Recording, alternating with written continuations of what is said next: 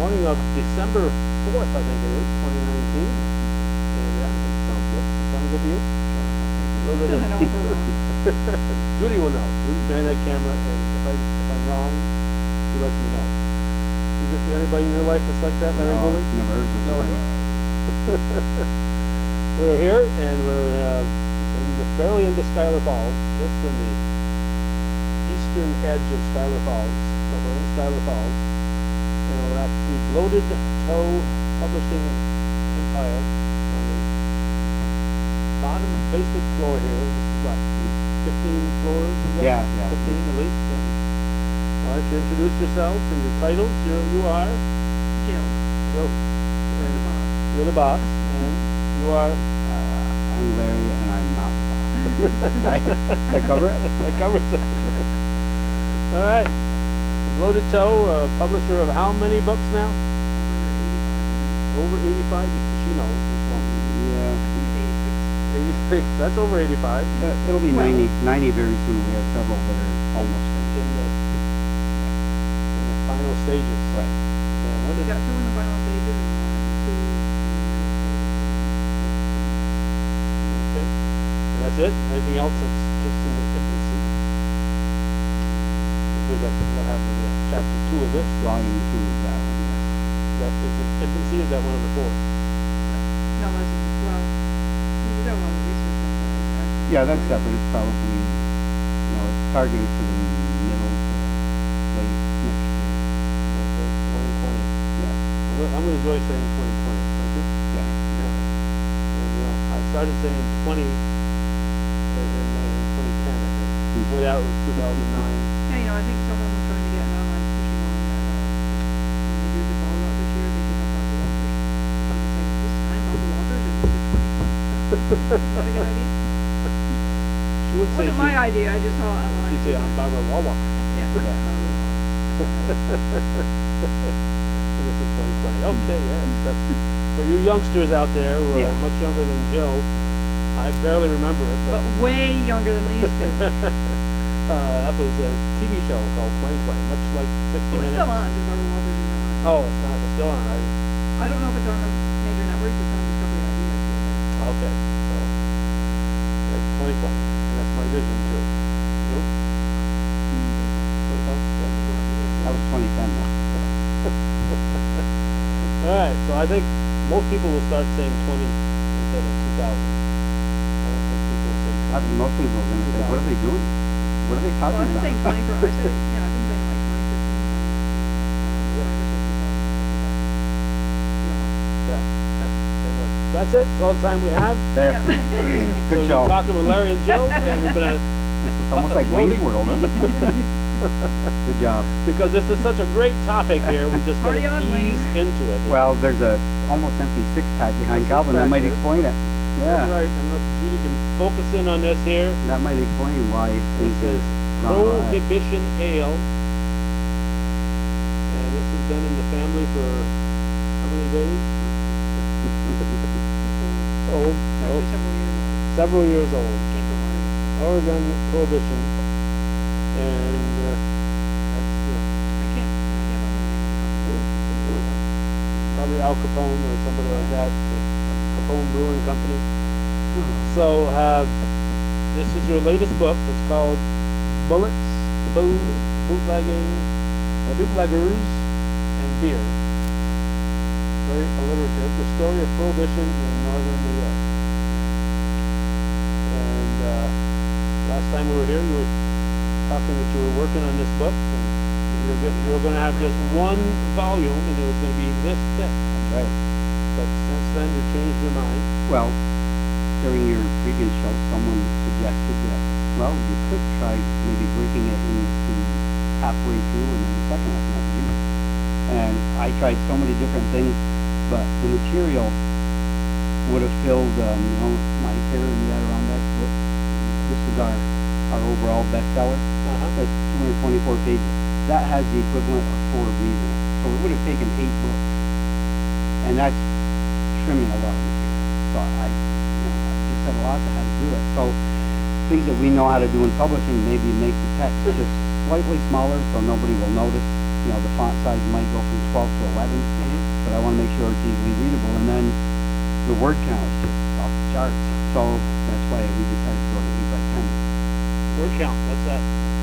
Well, when we do a book, we generally start with word count. If someone approaches us and wants a quote, I'll say, you know, I need to know certain things. It's going to be a 6 by 9 book. And they'll say, well, I've got 150 pages. Well, 150 pages, 8 by 10, translates to probably 300 or 400 in 6 by 9 because you have a small Well, because people frame. typically, when they write their book, say in Word, they just get the default settings, which is, preparing it for an 8.5 by 11 sheet would be Yeah. half of an inch margin. So if they say they have 100 pages that way, well, that's not gonna, that doesn't tell us what you're gonna have 6 by 9 or some other. So if you give us a word count, that gives us, lets us estimate better how many pages you actually have on the side. I actually prepare a mock-up of the book to see roughly what the page count will be. Well, you must be able to do the algebra and figure out that if you've got 98.5 by 11, you can get such and such 6 by 9s, right? Like the word count Not- makes it not much easier, because you don't necessarily know how much, what their margins are and things like that. So if Right. they give you a word count, then you set it up with your standard trim size and margins and how many pages. See, you folks even up if- there saying it's so easy. Look at all this. Right, well, on the Sometimes, 6 even if the person tells you, people don't always know how to use Word properly. They open it and they just type away, and they don't even realize where some of the settings are. And the fonts are different Right, sizes. Right. a 6 by 9 book, because of the margins, you're actually only working in a 4.5 by 7 area. This is a 6 by 9 book over Yeah. here, right? So it's much smaller with the margins, and then you have to account for if there's going to be 40 photographs, how many pages will that consume? Then I estimate front matter and back And then matter to come up with a page You count. mentioned fonts. Remember the old versions of Word, I think the default font was Times New Roman. Well, now with the newer, last few years, the newer versions, I think by default it's Gooley or something like that. So yeah, it's better just to have a word count and then you set it up. And we usually use like Minion Pro or Times New Roman, maybe Century School Book, but typically It's a board. All right. Yeah, so what we're doing here is weeding out the people who aren't going to really want to hear this. Yeah. So all those Yeah. people turned away. You people who've stuck around, they're in for a treat here. Yeah. And we just proved that math plus science Mhm. equals success. Yeah, they should have told us that in high school, but why this stuff matters? No. We found out why it matters to know your Well, at least math. in high school, when people would say, when do I recommend you use algebra? I Yeah. use algebra all the time. Right? So anyway, I didn't, trying to sell an 8-volume set, not a good idea. No. Unfortunately, what happens is most people are going to read volume 1 and not go on to Yeah. anything else. Right. And But if there are 2 volumes or more, I'll have to say, okay, Two well, volumes, I gotta get this. I hope that doesn't happen here because volume 2 has some really fantastic material about Northern New York. Really. The Scioto area, you know, and Altona and all across the north. Well, when you're talking about Scioto and Altona, you can't help but be fantastic. Yeah, right. All right, 462 and a half pages here. The last page you cut it short. Only half page. That's a lot of. Right. Counting the front matter, which I always count the entire thing as 472. 472 pages. And again, I had to keep trimming and trimming, but you know, there was just so much material that you had to find a way to present it. So just to show people how pervasive bootlegging was up here and how people up north just insisted on breaking the law. At the end of each annual review, 1920, 21, all the way through 33, at the end of each one, then I put a collection of incidents. And some of those, there might be 50 or 100 of them. You know, someone like you was arrested with 40 cases of beer. You heard about that? Well, there is an intel in there somewhere. Yeah. Oh yeah. Oh yeah. Yeah. Lots of ink. Yeah. So, So, there's gotta be cast but you know, you just Cast took. signs, we Sure you're did wool. Sure you're Oh, allowed. you did wool? We were wool smuggling. There was a lot of money in that too. So you know, that was just to show how pervasive it was and what type of things were going on every day in the north. But the annual reviews were my favorite part initially because as you do it, you'll learn exactly what happened and what role the North Country played statewide and how big it was. I didn't realize initially how important it was. I explained in our other show that there was rum roll off New York City and New Jersey, and they were just outside in international waters where you could go out and carry in some booze, or they would send in a half dozen boats, and if the feds had two, they might catch two, but the other four couldn't get through. So that was the biggest smuggling area, the access point, and the other one was the Quebec border with New York, the land border. St. Lawrence was pretty bad, but the worst that the feds were constantly trying to plug was actually our border from Rouse's Point to Fort Covington. Okay, so far we've been operating on the assumption that people know what prohibition is and what bootlegging is. Yeah. So do we need to do a little introduction? What's prohibition? What was that? Well, the build-up to prohibition was going on for about a century. Anti-alcohol people, the temperance movement goes way back. But people were constantly pushing to get rid of alcohol. It was the root of all evil. It was men burning their paychecks by gambling because they were drinking. So this was a constant fight. It was mostly women's groups who were doing this and men who were afraid of the women. They joined as well. You can find many articles where the guy who was there at the meeting was also involved in the drinking. But women never drank. No, never. So this went on, and it was... Probably men. Women got tired of their men going out to the bars, coming home drunk and singing guitar out. Well, that was it. That would keep people drinking. That'll work. That was it. It was a big deal about especially families because they were beating their wife and the children. And, everybody wanted to put a stop to that. But they did ban alcohol in several states in the 1800s, and then they found that it really didn't work out well. But temperance never gave up. They kept pushing and pushing, and it coincides with when women finally got the right to vote. So I noticed the first thing they did.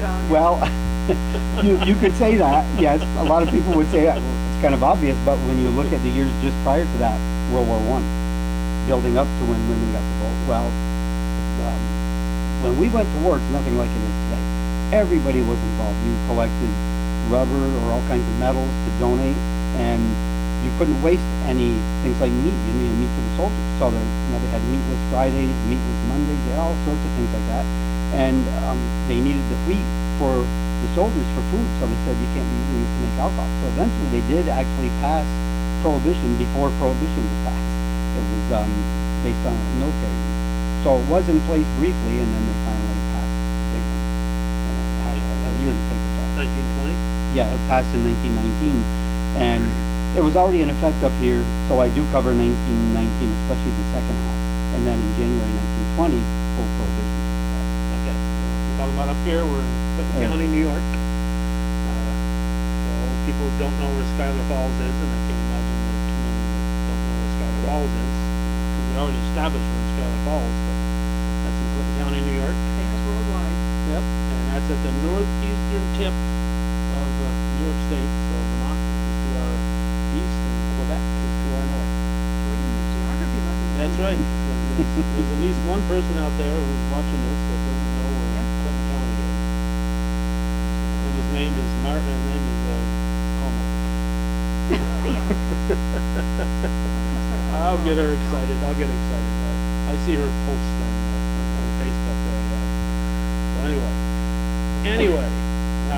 Well, the definition of prohibition, most people think they simply banned alcohol. But, there are a lot of arguments to say that it was a law that was, like many laws, that hurt the poor more than anybody else. And that's what happened with this one, because drinking alcohol wasn't against the law. Transporting it, buying it, selling it, all against the law. But when you say, well, so what's the point? Why can you drink it? Well, a lot of wealthy people had stocks of wine, and they were warned ahead of time when prohibition took effect. They made a special part of the law where anybody who had stores of alcohol before it took effect, you can drink that within your own home. So they collected huge quantities of alcohol in the basements, and they could drink all through prohibition. A lot of wealthy people did. Poor people couldn't do that. And then it was great when they kept blaming, especially immigrants. Immigrants were, in American history, whenever something's wrong, you got to find someone to blame.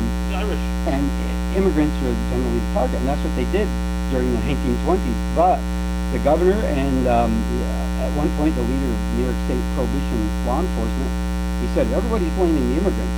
It's the elite. He said, the alcohol that we're capturing is destined for the elite, like in New York City, the big hotels. These aren't poor people. So it was a lot of both, because it was injurious to, we had so many people from Europe living in northern New York, all across the country. And for them, we just couldn't understand that beer was what you served at a meal. So they were suddenly told that thing you drink every single day, even children sometimes drink it. It's against the law now. So it was seen as a law against them, and then of course they got blamed for it. But you know, you've heard about speakeasies. There weren't a lot of poor people hanging around the big, expensive speakeasies.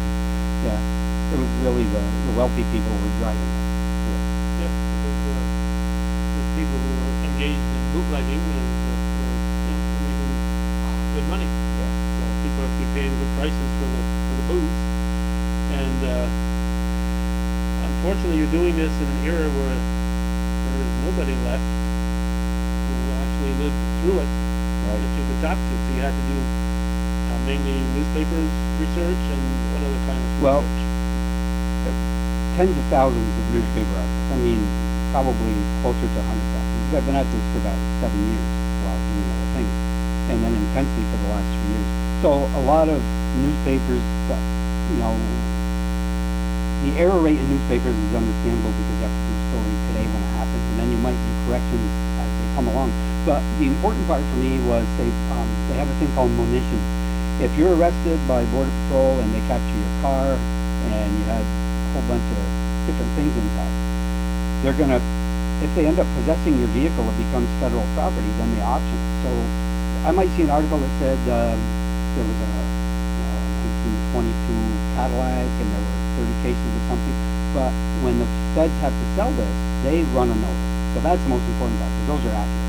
They have their own records, and where it said there were 30 cases, the feds say no, we're selling 40 cases, because you could sell it, and it was used by hospitals and different industries, alcohol. Very important to a lot of it. Really? So that way you've got, you know, you see the newspapers say so many cases were found, but I'd like to get the right number, and you can get a lot of that information from those munitions. They have to publicize this before. But they wouldn't save it all. I've seen No. pictures, a famous picture of the Rouse's Point area, across from St. Patrick's Church there in the lake where they're breaking the bottles. Yeah, there's one headline in there, I think, Rouse's Point, one day where they did something like 90,000 bottles. Oh yeah, that was just too much of it. They couldn't store it. Then that water was piped in through the water system. Yeah, and everybody was hot. Everybody was happy. Said, hey, fill up the water pitcher, Ma. They're breaking bottles today.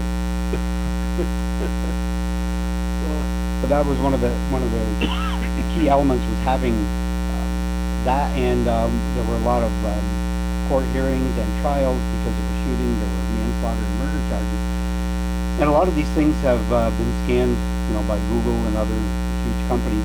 And if you can find those, then you've got court records. So then you can. Newspapers are fantastic sources, and then you try to verify it by other sources. I also was fortunate enough to grow up in a village that I didn't know was one of the prime smuggling places in the entire country. I didn't know it at the time, but I knew and talked with some old bootleggers about bootlegging. And, I remember telling you on one show, my mom had told me to stay away from some of these guys. And they were fascinating. They had, you know, I mentioned Frankie Manette, Dickie Badette's family was deeply involved. There were several, and you can find them in the old newspapers. And yeah, it was, you know, it was really interesting stuff. And then, you know, they always stretch through. You find the records, especially if there's trials. That's the most important. You get details of what actually happened. Yeah, we were fortunate. Bob, Ben, and I finally talked some old bootleggers into sitting down and talking to us on camera. So we did 2 episodes with Eddie Favreau, with Frank Manette, and Orville Trombley. His father was involved in bootlegging, and they had some very interesting stories to tell. And of course, where I live today on the Ridge Road in Chinook Lane, Ed Favreau would drive up there and hide his car in the hay barn and spend the night on the couch and take off the next day. So a lot of area people weren't involved directly in bootlegging, but they were because they would help. Yeah, that's a nasty word. I don't. And just you and I talk here. Yeah. It's usually bigger. Yeah. So you know, and you know, I think as you kind of alluded to, most people weren't particularly sympathetic to the whole idea.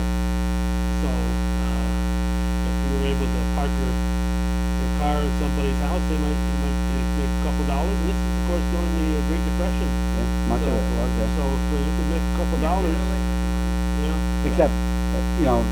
Except the first, most of it wasn't during the Depression, and people were, you can make money. This area here is not the depression, because it's not 20 Right. through 26. Right, and you would just say, well, sure, park it in my barn, and they give you 10 cents or 20 cents a case, and you know, that's a nice income to have. Or a bottle. Yeah. Oh, yeah, there was plenty of that as well. You could always sample the goods. Not many people were going to be turned in for it. There were some, though. There's always exceptions. Yeah, there were a few people in every town that saw the naughtiness in this and were willing to turn in people. Yeah. And your mother's area that she came from, the Cherubusco was kind of a busy place too. Oh, wasn't it? yes. It was really, you know, you just look at the local businesses up there in Chattagay and Cherubusco with potato farming. So many times you have you know, you're looking for bootleggers here, and then you realize you search the rail yard and there's a carload of potatoes that isn't loaded with potatoes at all. And eventually, as people got taught, you know, I cover a section on ingenious smuggling. It's just some things are just, and there's also a humor section, just funny, hilarious, or really ingenious. What they did, you'll see later a picture of a rail car, and one is a picture of the rail car just closed, and then the sliding doors open, and then you can envision how you would load, say, a load of hay or potatoes, and you first put all this alcohol in there, these 200 or 300 or 400 cases, and then the part where the sliding doors are, that's where you pack all the potatoes with the good stuff, and you're hoping that when these guys open it, they can't see it. But they developed, they had these little open windows on the ends of the truck, and some of the guys in Rouse's Point used to steal a rod, and they would stick it in, and when they hit what they thought was something, some contraband, they'd open it up and start unloading in there, and it happened a lot of times. Hay was a very popular covered product. They used a lot of those hay, loads of potatoes.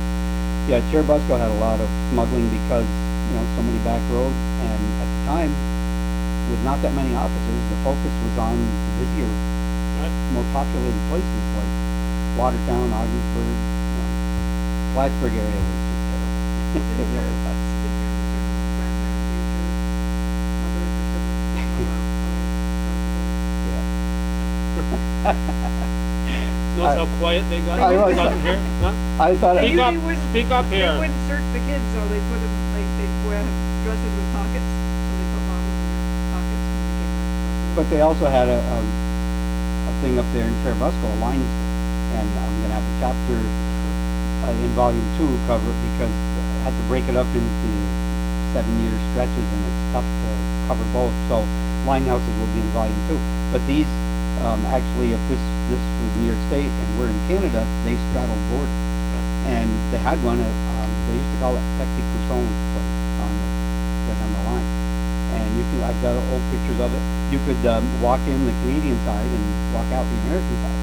So that's something my grandfather did on several occasions. And, you know, the kids might be in the store, gone in from the Canadian side, and he's checking in with customs.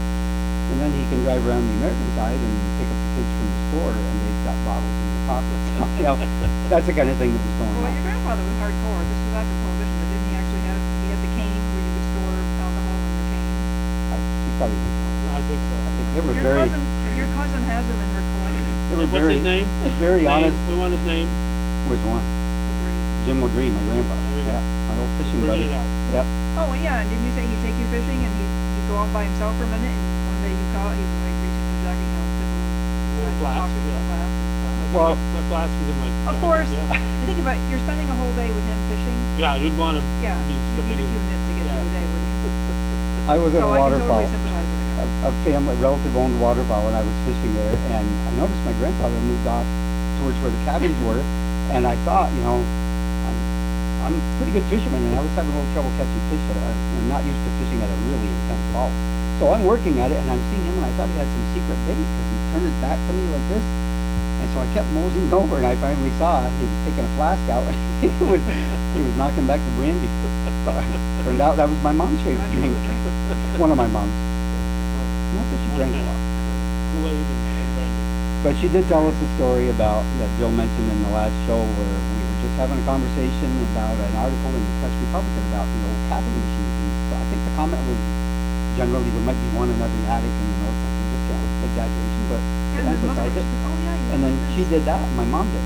So this was after Prohibition, this was when your mom was, what, like teenage to an adulthood? She was born in 1921, so. I it was swear to after- that. But anyway, way, she operated the capper, and they, Service with cap bottle? yes, and they made booze right there at the Breeze Hotel in Cherubusco. And that was my grandfather's brother who ran that. I sat at that bar many times when I was a little kid. I couldn't drink, but I could watch. Mind you, if she were here, she'd be really picked up. She's here, she's watching us. She would also be ticked off that my grandfather took me to the bar, but we were going fishing, and Yeah, what are you gonna do when you're done fishing? that was the standard. You had to stop at the bar. Well, yeah. I agree.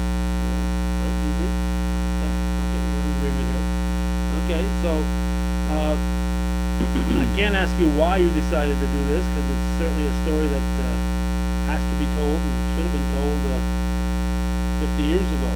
Right. So, you just decided, Well, Dr. Everest did cover it, and like you said, yeah, he knew from across the border. some of the people were still around when he did it. Yes. He didn't want to, he knew some of those people didn't want to Right. offend them, so. Yeah. and Yeah. I happened to know him because I had entered back in, I wrote at my church book back in 1980, and I had entered a writing contest. And I won, and one of the judges was Dr. Everest. So I didn't know who he was. Just knew he was a historian, and he invited me to his home and wanted to meet me, and then he said, I just want to talk about books and everything. And he wrote Rum Across the Border, which is outstanding, and it had Right. great local flavor. But there was also the fear of offending people because he knew so many of the men that were still around. And I didn't have that fear, although, I'm Well, not, you got their descendants. I have been dragged in by Border Patrol and Customs on at least 4 occasions for doing something they thought was illegal. So I might be a target now after they read everything that I've written about. But I couldn't do it without being honest. You have to, if lawmen did something wrong, it's important. And when you study Prohibition, there was almost an entire 14 years. So then when you look at every incident, which I did, I had to take each story.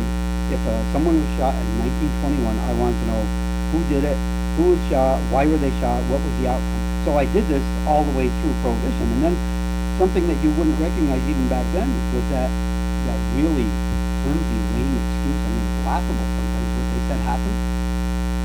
Almost every year the same idiotic excuse was used, and it stood up in court.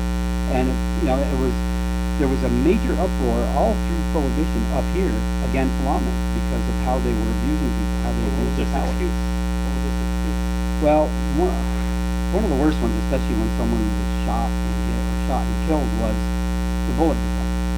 Oh, this is the Right. excuse for why Right. the person died? So if someone, a bootlegger is getting chased, he just jumps out of the car, takes running across the field. So you just want to scare him, so you shoot up in the air or you shoot at the ground. Or you're chasing him, you're driving along at 50 miles an hour, and a guy got shot in the neck. And you say, well, how could you have been shot in the neck if you were shooting at the road? Well, the bullet must have hit and deflected up and hit him in the neck. So that was the excuse, and you say, oh, well, I suppose it could happen. But it couldn't happen. It couldn't happen next year, and then again, and every year, a couple of times. And I watched the old cowboy movies, and those bullets would never hit the good guy. especially when you read today where they'll say like there was a shooting by police and they fired 60 rounds and the guy was hit 14 times. You're thinking, where did the rest of those bullets go, and how come you can't hit your target? So, it's not that easy to be a really good shot. And you're talking about driving along at 50 miles an hour, bumpy roads, dark. A lot of times it was at night, and obviously they were shooting at the bootleg. They weren't shooting at the road, and you can identify cases of what you would have to call manslaughter or murder. There's one particular case, if you go through after, and I can show you some of the headlines, where they came across these guys at a dock up maybe on the Grass River near the St. Lawrence, and somebody jumped in and swam, and they knew he must have escaped. So they said, we arrested the guys we had, we fired warning shots in the air. But the next day, in the air, right? yeah, but he was down there, so he was perfectly safe. But the next day, and the day after, and then 3 days pass, and 2 or 3 days, nobody's heard from this guy, and they say, well, they're saying, well, geez, we knew he escaped, maybe he drowned. But also happened to be a wonderfully built young man, a great swimmer. So these arguments weren't really holding up well. And then time goes by, there's a big search, people are watching, cleaning the roads and the bridge and everything, and they find a hat with a hole in it. And then the eventually they found the guy was all already dead. And what happened in almost every instance was because, you know, we think we're all equal here, but federal lawmen are more equal than county or state lawmen. Views expressed are those of... No, that's just the way it is. Here's what happens. Every time in a federal incident, what they would do, because it involved a federal officer, they'd wait and see and say, oh yeah, he's terrible, we're suspending him. And when they finally go to court, as soon as you say you're pressing charges, the federal lawyers step in and say, we want this moved to federal court because it's a violation of the federal law, and that's what they do. And I know it's just a very strange coincidence, but they never convicted any of them of doing what they did. There was always a reason for it or an excuse for it. And it wasn't just bootleggers. That was one of the real problems. You're shooting people who are committing misdemeanors for the most part. But there were also, you know, cars were new back then. So one of the most popular new crimes was highway robbery. So people would be, you know, smuggling, like Eddie Fowler used to do, running across the border. It could be dangerous. You don't carry a gun, so you're not armed. And sometimes the lawmen would say these other guys were armed and shooting us, but they didn't carry guns. They had no interest in that. They were just running booths to make You were money. supposed to desert your vehicle and, Absolutely. and head for the hills. There's a term used very often in the book. It's called jumping the load, and it's a tough thing to do. But because, you know, back then cars top speed, some might do 60 or 70, but you know, on a dirt road, 30 or 40 is really buzzing along. Those weren't the super highways they were driving on. Right. So you're being chased, and you realize this guy's going to catch me. So you slow down and you start to pull over. And what jumping the load is, you jump out before the car stops. Right. So you abandon the moving car. Now, if you're a lawman, you've got to be concerned about the moving car, and the guy is running. So that's what they would do. And most of the time, they would get away. There's several guys who jumped the load, and unfortunately, some were very young teenagers that were shot and killed because, you know, there were constant cover-ups, and that's well documented in Plattsburgh and Ogdensburg newspapers. So now we didn't have anything to do with that. In fact, one time they dropped off the person who was shot in Moores, and they dropped him off at the hospital and left. And people in Plattsburgh, the DA, different people, the mayor, they're all trying to find out who did this, and nobody would admit to it. They finally tracked the guys down. They were in hiding. They had finally gone to Ogdensburg to their boss, and they were being protected from local prosecution. And they just left someone there who died. You know, that's just how it was done. And again, it was a misdemeanor. And the highway robbery thing was happening so frequently because, well, there were a couple of reasons. If you smuggled across the border, you knew there was some danger. So you'd say, well, maybe what if I wait around near Beekman Town, or a popular place was Pocahontas, narrow pass where there's only one highway through there. So you just wait until somebody comes through with their load and you hijack the load. So that now you're just a robber, you know. So that was a very common crime. Now, as this was happening, the lawmen were really unrestrained, and these were mostly federal law. State police they put a new troop in Malone that was to fight prohibition, but really that wasn't their job. And what it came down to was they might arrest people but turn them over to customs authorities. So this was mostly a federal thing, and what they did many, many times was they knew smugglers were coming across Rouse's Point, Chanceling. There were so many back roads all through this area, Moores, all the way to Fort Covington. So they would just lie in wait, and here comes a car, you know, it's midnight, 1 o'clock in the morning. We know you're up to no good. You're coming out of Canada. So they just step out in the road and motion for you to stop. And now that you know about highway robbery, you've got to decide, are these lawmen or are these highway robbers? Well, of course you're thinking they're not the lawmen. Right. And most of them were not in uniform. And if they wore a nice big coat and it covered the uniform. So the common practice was hit the gas and run. And the common practice for lawmen was to stand on the road and open fire. And they would just fire away. You could be just returning from a trip to visit relatives in Canada. And that happened many times as well. They shot innocent people. So, you know, and when they started using headlines like you shot a woman or there was a baby in the car, happened many times. You can tell which side he's from a bootlegging family. You can tell where his views are coming from. It's the guy who doesn't drink. So if they shot at his mother, it wasn't because she had booze on her, it was because she was an innocent child. Yeah. Well, that's right. That's the point, though, that everybody said. They weren't innocent. They were committing crimes.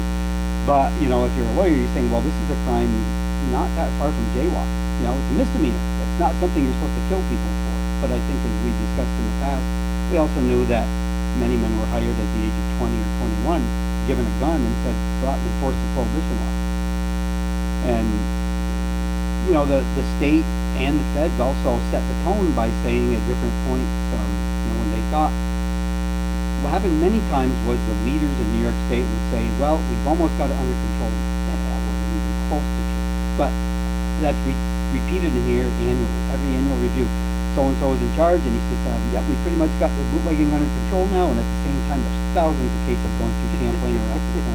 And I proved that over and over, how, you know, you can hear what they said, but the reality is what's happening on the border, and it's not true at all. So there were so many different facets to this. That's why there's so much material, and it's so hard to fit everything into a book. Okay. I did want to point out two things. When you hear that, Oh, sorry. Mike, this guy here with emphasis here, he's very enthusiastic about this. Yeah. I've never seen him this lively. I think it's because it's so personal. Oh, yeah. Personal. It's annoying. Potato. Wait till you hear it on that microphone. Oh, yeah.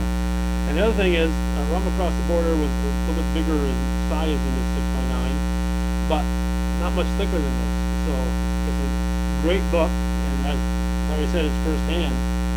But you're going to find a whole lot more material in here. And if you're lucky, you can find a Rum Across the Border. You might get it for $50, and that's a cheap price. This here, Volume 1 is $32. And it's here at Bloated Toe Publishing. Like I said, equal to 4, so I'd love to charge 88 for that. Like you said, how many are you going to sell? Or charge 1,000 and only have to sell a couple. That's right. But, Make it, but I got lucky with Dr. Everett's book. I don't know where my original copy ended up. I must have loaned it to someone. But I found one downtown Plattsburgh. It was a flea market thing. $5. $5? They were giving it away. Wow. I said, this is fantastic. It's a nice copy, too. It's in Didn't good hope we shape. gave him an extra 5. Okay. So the book is called Bullets, Booze, Bootlegging, and Beer. Who thought of that clever title? Well, I'm glad you said it was clever. Just, you know, a lot of times I have to let things percolate. What's the difference between booze and beer? Well, booze generally refers to liquor. Whiskey was a big item up here, especially. You know, I mean, Seagrams, that's a prohibition time is when Seagrams became wealthy beyond belief, and you know, they made we were dry, but just across the border they were wet.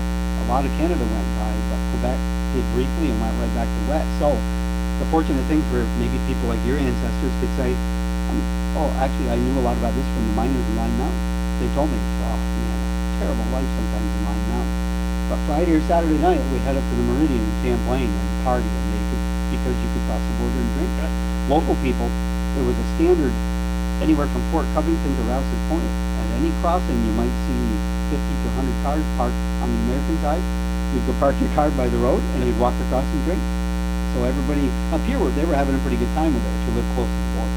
But otherwise, you had to work for it, and you had to pay for it, and there was a lot of danger involved. Meridian was in Champlain up on Oak Street, now called the Meridian Road. When you get out of the village of Champlain on Oak Street ends on the Meridian Road. And it's right on the border. And it wasn't a little beer joint. This was a huge place with big bands and showgirls and all that big city kind of stuff right there. So the miners said when you walk in there and the waiters are wearing tuxedos, you know, it's a classy place. And they were thrilled to go there. They made a lot of their own booze, which a lot of people did right now. But they loved going to the Meridian especially.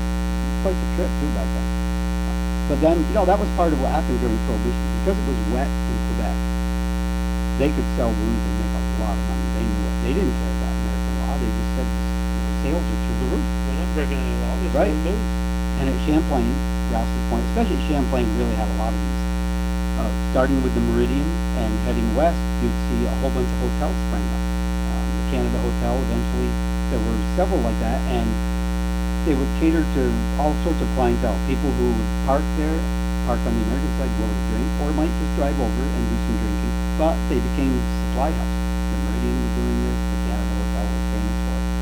And someone, say, from Albany needs 40 cases of whiskey.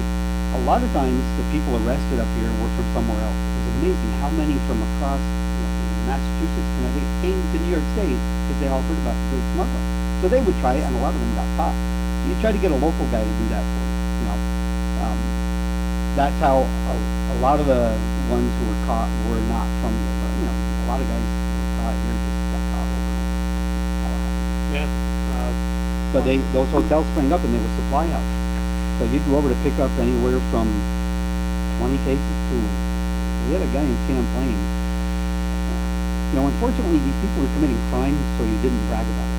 No, this is why it was so hard Yeah. for so many years to talk to actual bootleggers or their families, because even though, you know, the statute of limitations had long run out, they still didn't want to talk about it because it was illegal. So it was very difficult to get first-hand accounts unless you were sitting around, but, you know, for me to go over the camera and people talk about it. But, Yeah, it's a little different. Yeah. So they had, you know, when I was younger, you always heard about the moonshiners in the South and how dangerous it was and the refuge and all those people shooting and places were shot. When this went on for a few years and they still couldn't stop bootlegging in Northern Europe, they kept trying and trying everything they could think of. One thing they did was bring this guy up, who's one of the best men at this, and his wife, they never said she was actually a federal employee, but she worked with him. And when they came up here, they went undercover. It was very controversial at the time because it was considered entrapment, which hadn't been done before. So they went undercover as bootleggers. They joined bootlegging gangs beginning in Albany because they wanted to access Plattsburgh. And that's where he came up, and they were working out of in my little village of Champlain. So the fantastic part of this is when he eventually exposed all this, they had huge raids, particularly, say, mainly on one day, but from Albany all the way to the border. There were arrests at all these different speakeasies and all these storage houses. You know, the one many people mention in Chestertown, a garage there, but there were a lot of places like that. So that was done. And one of the places he had worked undercover was in Champlain. Now his wife at some point, I have in the book, made the comment that, you know, if you thought things were wild in the South with moonshine, it's nothing like it is along the New York-Quebec border. That's real wild territory. And New York City guys do the same thing. It's crazy up there. The way you know, the bullets are flying everywhere and people are doing these things. Well, during his investigation, he caught a lot of different people, big smugglers from Thai. I've got all the details in there. And one of them was from Champlain. And I hadn't heard his name anywhere, so he was doing a really great job of staying out of the limelight. He actually did some runs across the border himself, but mostly the first name is Albion. And in most of the headlines you'll see LaFountain. But you know, if you ever said LaFountain in front of someone whose name is LaFontaine, they're going to stop you dead in your tracks and correct you. Well, in all the census records, the official records is LaFontaine. And it was brilliant what he was doing. While everybody else is running all over the place getting caught, he had a system where he somehow made connections to New York City, and he's supplying alcohol to many ritzy, the most famous hotels. And when this guy came up and went undercover, he found out, he said, oh yeah, I can get you, you know, what do you need? So we can get it right from the Canada Hotel. So he did that, he got a few orders from him. But what he was doing at the time was not getting his hands dirty most of the time. He would run some maybe to Plattsburgh, but most of the time he would say, well, I can get you 50 or 100 cases, but the way to go is with a rail car. So you might get 200 to 400 cases of whiskey. And he would take the entire rail car and have nothing to do with it except arranging it. So he arranged with the Canada Hotel to have maybe 400 cases of whiskey shipped to New York City. He handles the paperwork, they take care of the payments, and he doesn't do anything except collect so much per case. And what they discovered, that when he finally exposed this, he had been doing this for several years. So you imagine the money he was making. Say if you only did 2 loads a week for a year, yeah, he was in the equivalent, today's equivalent of millions of dollars. And I'd never even heard of this guy. Albion LaFontaine. He's in the book, definitely. The one on the front cover? Oh, possibly. There's a larger picture inside. Yeah, there's a whole lot of people in the This front guy cover. looks sort of like a small Yeah, Jill made the I don't cover. think it's zoom in that much. Did it? He's inside the book somewhere in a larger So, this isn't a book with a lot of pictures or pictures in it. There are a lot of them, but the book's so A big. lot of people just let their picture be taken while they were committing crimes, so. Really? Are you able to zoom in on that Surprisingly little enough. fella? Just so we can get an idea. The whole cover of the book is that this is created by Jill here. Yeah. And ladies, looks like she's still zooming in on the book, so I won't move it here. But you got to choose which one were cover worthy. Yeah, so which ones look interesting? Well, the centerpiece is, the original headline or no, sorry, There you go. yes, we voted. 194, page 194. 193. That's where 193. That's where Albion was what fountain. No, not La Fontaine. Right. But it was La Fontaine. And Maria was also. She charged women. They had a. Women were special cases. Most of the time it wasn't that cute, but we won't charge them that. and especially the really attractive women who were brought into court. Well, the newspaper just made a big deal of how attractive the women are. And the judge would say, go ahead and take your car and go home. That kind of thing. But the men were locked up. And at times, actually babies were in jail. If you can imagine that. I can imagine. Yep. If you pulled over a bootlegger, can you imagine? Can you imagine going home later to your wife when you were being chased? You jumped out of the car and ran and left your wife and baby in the car. Yeah. So they arrested them and took them to jail. And You ever done that? you eventually have to show up and say, yeah, that was me. But, Who were you out with last night? oh yeah, that happened too. The guy was with his girlfriend. Oh. That didn't work out well for him. Okay, I didn't know. No. Okay, that's the picture that Judy zoomed in on here. This is breaking bottles in Rouse's Point. Yeah, that's a very common event in Malone and Plattsburgh and different locations. They usually use what they call they just nicknamed it a dump, and they usually put smashed bottles. Probably still broken glass up there at James Marina there. Yeah, I'm sure. Boy, if they did some digging there, you'd find some good ones. Eventually it's going to happen. A lot of stuff. Oh yeah, I know. There's a lot of stories with people digging through the broken glass and coming up with a full bottle. So I was going to say I covered Clinton County very heavy coverage because first of all, there was so much happening here. Even when the district headquarters moved from Malone to Ogdensburg, they all admitted that, the eastern part of the district is the worst. And Ogdensburg was terrible. The best. Well, yeah, the best and the worst. But eventually you look at it and you realize that there were two main streams from Canada, from Quebec. And we happen to be between Montreal and New York City. We're between Montreal and Plattsburgh, Glens Falls, Albany, and New York City. Right. So alcohol, a huge pipeline of alcohol coming through Champlain and Rouse's Point. And then the other one was over more towards the west, where you had Malone and Watertown, and up there was Valleyfield. And that became what they called, they nicknamed it Bootleggers Paradise. Just fantastic, because in Quebec, the government saw a great chance to make some money. They took over the liquor trade. So they made all the rules, and they had provincial warehouses that sold alcohol, the only place it was legal. But it was being done illegally everywhere. And in Valleyfield and in Montreal, there are so many stories and cars lined up around the block or for blocks, and these are Americans or other people up there picking up loads for smuggling. And they tried to stop this not yet. They say they tried to stop it in different ways in Quebec to help the Americans enforce their law. And one thing they did was pretty interesting. They said, we're going to limit purchase to each purchase only one bottle. So they said, this is going to stop it. But up in Valleyfield, they said, what's happening now is a guy from Malone goes up there, and there were a lot of dealers. They just went up, they knew what to do.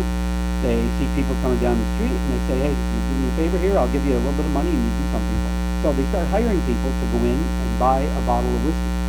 So, because if you wanted a case, they used to use burlap bags, they call it a case. So oftentimes there were 24 bottles. So you needed people to go in the store 24 times to buy individual bottles. But if you're picking up 40 cases, you've got a long day ahead of you. So if it's maybe $3 a bottle, you'll pay someone 10 or 15 cents. And then they come out, drop it off at the car, take another 15 or 20 cents, and they go back in with the money you give them, and they buy more booze. And that's how these guys were filling their cars. So that every lot that was passed, they got around it somehow. And of course, there were illegal warehouses because it was so profitable. Yeah, money to be made. Tremendous. Yeah. You could get cars that were taken, and you lost 40 cases of whiskey. You just try to get your car back or go get another one. A common thing too was to steal cars. Or go to the auction and buy it back. That was a frequent thing where you would have your car confiscated and you knew it was going to be auctioned. And I've documented in the book several times you'd be there and they'd say, "Wow, here comes this Cadillac, and that's gonna go for like $500-600. Nobody bids on it, Because, because it's my Cadillac. Yeah. And I bid $15 and I got my car back. yeah, you don't wanna get that bootlegger angry at you. It was an agreement, so they'd work Wow. together at the auctions, and you get your car back and go right back A to it. little fear too, I imagine. Do you have any pictures of, I know you have pictures you see online of cars lined up on Lake Street and Rouse's Point for the auction, because the customs house was where it was even known as the Myers Building area on Lake Street. And they have, 50 to 100 cars lined up there that sell at the auction. And another thing that I'm thinking of is that you mentioned Champlain being such an important thing. Well, Route 9 starts at Champlain Yeah. at the north, and if you keep going, it turns into Broadway when you get to New York City. Right. And Route 9, I've mentioned in the past, eventually there's gonna have to be historic signs up here, although it's an illegal trade, but it's such a, if you read year by year, it's such a fantastic, this is like the best stuff I've ever read or learned as I was going through the process. It starts right at the border in Champlain, and you have to count in Rouse's Point, very heavy smuggling, but it's 9 deep, and then they join at Honeymoon Corners. So, Actually, I think at that point it might have been called 9. yeah, I think, Right. I always grew up thinking Route 9 went right through the village of Champlain all the time, but if you look at some of the old maps yeah. from the 30s, 9B coming through Rouse's Point was Route 9. Right, and I shouldn't forget 22, because so many people use 9 that to avoid it, you use 22, but Morris, massive smuggling in Morris Forks, it was just, so, and it was a little bit less between there and say Chateauguay, because they had to focus where the people were, so you could smuggle easily in Churubusco and Hallenberg areas like that. And then that was famously known everywhere, in New York City, widely known, it was always in the New York Times and papers like that, the Bootleg Trail. It ran from Champlain, Rouse's Point, down to Albany. And then after that, they didn't refer to it as much as the Bootleg Trail, but you could be shipping anywhere along that line. You could sell stuff down in the Catskills, anywhere. So, but New York City was such a market. It was incredible. So you've got 20 chapters, is that what I'm seeing here? Yep, 20 chapters. The first 8 are devoted to decades. Yeah, that's the annual review.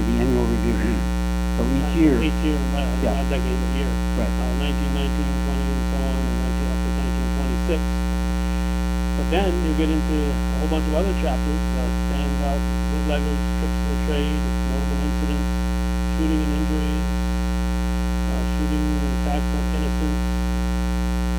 Gosh, really protecting those bootlegging guys. These are innocent. These are people not bootlegging. They were just Innocent in a car. bystanders. Their job was their offense was being in a car. The wrong color car. Still proven guilty. Well, one was just a wrong color car. They said we saw the yellow car and that's what we were looking for, so we opened fire and they shot a woman and her family. Well, that happens. So just write it off. Collateral damage. So, Alright, death by shooting and chasing, Death. odd, funny, and unusual incidents. I'm glad we had a little humor in it. Oh yeah, there's some funny stuff in there. Bootlegging on the water, men of prohibition, law enforcement, speakeasy, stills, wild chases. Now, we covered a lot of other categories here besides those. You're going to have enough categories for volume 2 here when you're done with this? Well, volume 2 will have the same here, starting with 27 through 33. And then you'll have the same type of categories that happened during that Yes. period of time. Yes. I hated to separate them, but, a book that high is just not going to sell. And it's, there's just too many problems, too much material. So, but it's just a story that's never been told, and I really thought it should be told. Yeah. So never been told openly. Been told many times. Yeah. Well, there's a lot of facets of it we never realized. Like when you're younger, you don't understand that when the federal government passes a law and it affects your state, you never really think about how's that going to be paid for. Oh, well, we have a federal or a state mandate, but no money for you. You figure it out. So when they passed this federal law, and now up north, a lot of poor people living in northern New York, and when they suddenly told them that you're going to have to enforce this law, that means we have to hire a whole bunch more sheriffs. There's no way we can do this. We have all the counties. You have to have more lawmen to enforce federal law. And they couldn't do it. They just said, well, in fact, New York State was one of the first to comply. We passed what is called the Mullen Gauge Law. that was New York State's version of prohibition. So that made it a state law, and then they created Troop B from all the other troops they had in central and southern New York, created Troop B in Malone, and they were there mainly to begin enforcing bootlegging, and there was just not enough men, first of all, but it was just forcing state people to pay for this, and eventually there was a rebellion against that because you needed thousands of lawmen, and people didn't have the money to fund that. So Mullen Gauge was enforced for about 2 years, and in 23 it was repealed. And again, New York State plays a huge role in the eventual rejection of prohibition. You know, there are many very important states, and you had Illinois, you had Al Capone. Out in the state of Washington, tremendous amount of smuggling going on. But their focus was New York City, which is the biggest city in the country back then, and they couldn't stop it there. And at one point, they estimated there were 20 to 30,000 species trying to stop this, and it's just overwhelming. And then they realized as we try to plug this, it keeps coming down from the north. So the federal government, many times I'll document in here how the federal government was involved, and they said, you've got to stop this smuggling up in Champlain and Ogdensburg, everywhere. You've got to put an end to it. So at one point they did determine that, okay, we've got 65 miles of land border, and like I said, the St. Lawrence was very bad as well. But the land border is about 65 miles, and they counted and they said we've got about 37 roads that cross. Now you and I probably know of 4 or 5, so there were a lot of other, well back then it was farm roads. Maps, yeah. It was, yes, and it was a lot of them today and at Canada. Well, those were through roads. And they tried many different things, and in fact, one of the men in charge decided we're going military with this. He wasn't military. So we're going to have vehicles mounted with submachine guns. And when a guy like, I say Calvin, comes smuggling booze across the border, open fire with that machine gun. And you'll see a picture in there of an armored car. That's what the plan was, to use these armored cars along the border. And then there was outcry by people just saying, wait a minute, we've got enough problems with highway robbers and lawmen shooting guilty and innocent people. We don't need troops up here. We don't need all this. And so there was, up in the north, there was a constant battle, even between, we're not just talking the average person, we're talking about, say, the mayor of Plattsburgh, the mayor of Ogdensburg, fighting with the feds because they didn't care about local lawmen. They said they cared. And they'd say, well, the mayor writes and says, look, you've got cars going through Plattsburgh, bullets are flying everywhere, houses are being hit, there's kids playing, you got to stop this. Oh yeah, geez, we're really sorry, we'll put an end to that. And the next day, bullets are flying everywhere, and the same thing just kept happening. So it wasn't just local people upset with it, it was authorities. They were very upset at how things were being done. The crime rate, initially, I think the first 2 years was up about 300%, because things that weren't a crime were now a crime. So the jails, which might have had 3, 4, 5 prisoners, are now 30 or 40. You've got to send them to Essex County, to Franklin County. Everybody's overwhelmed, and taxpayers are paying for this. So that was part of the rebellion, was, you're just telling us to fund this. You need to send federal men up here to do it. They did it many times. They had all these new plans to stop smuggling on Lake Champlain, to stop it on the land borders. At one point, he said, all right, I'm sending men up. We're going to man every road 24 hours. And they didn't. And they couldn't. They just couldn't stop them, Because, all right, so you're stopping them on Route 22 in the morning. But 12 cars are coming through, so good luck. You might stop the first 1 or 2, but the rest are off to Plattsburgh, and they're going to hide the load, and then it's going to get dispersed south. Yeah, and I look at my mother's family. The Trudeaus, they migrated here. My mother was born in 24. Probably in the late teens, they ended up in Coopersville. And half their families on the other side of the border, so people were so used to going back and forth across that border as if it didn't even exist. So now all of a sudden, you're being watched extra sharply here because of this law. So, you understand why the native folks here wouldn't have liked it to begin with, because, hey, I can't go visit my brother, right. I gotta, and so on. So That's exactly true. People everywhere, your French relatives, you just went. You didn't have to, even when I was a kid, I crossed the border many times. I was sent to check. They never bothered to do. I mean, I think I told you I worked at the mission center, and we'd go up for the annual parties, and a bunch of us kids would say, all right, well, we're eating in about 4 hours. We'd take off walk up to Canada and get some grammar, bought fireworks sometimes. We did things because it was legal there. Yeah, you cross the border and nobody even bothered you. But in later years, I got bothered more than once. You notice how you cross it, I worked at the mission center, you know, The push for St. Louis. one of the St. Gooley, Yeah. yeah. Yeah. Yeah, Yeah. Just like that. So I notice here that 1919 is on page 1 and 1920 starts on page 3. So 1919, then the 20 gives 10 pages, then you get to the 21, you're going to get to more things. Did it kind of grow as it went out? It's kind of slow at first? Drastically. And 1919 is included because, as I mentioned, there was already pre-prohibition prohibition. So it was already in force up here, and I had to include it because, say, from July to the end of the year, it set the tone. We knew prohibition was coming, but we didn't know what was going to happen. Nobody really knew, and there was some arrests, and there was some violence, and there was, gunfire, and people were thinking, is this how it's going to be? And nobody knew. But then when 1920 rolled in, that is how it was. It was out of control. It was constant things out of that people just couldn't control. They tried to. Okay, now, we're doing this on December 4th, and it's Hallmark Christmas movie season for the past 6 weeks already. So, while Judy's sitting there watching the Hallmark Christmas movie, I'm reading 25 diabolical Adirondack murders. So we're kind of bonding here. Yeah, She's that's watching, nice. I like your way of thinking, man. You're doing about the Champlain? Oh yeah, oh yeah.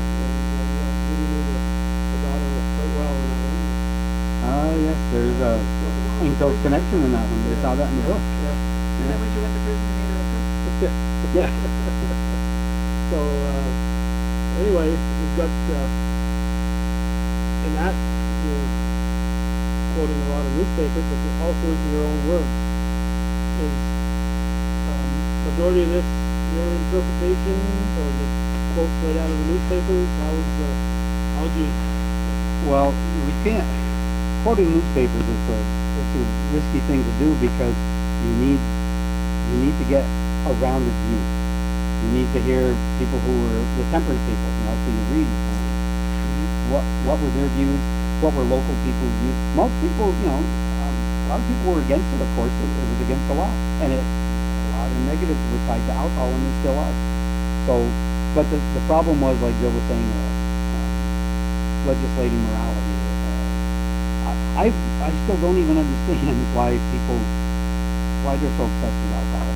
When you read how the lengths they went to do this, like when you're caught in Saratoga with a carton of eggs, somebody hollowed out the eggs and filled them with alcohol. That's a lot of trouble.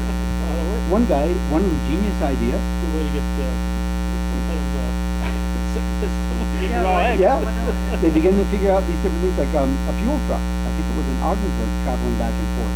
And after a while, somebody began to suspect, and they checked it out, and yeah, it was fuel, all right. It was fuel for the bars. And one guy, like I said, the trouble you would go through.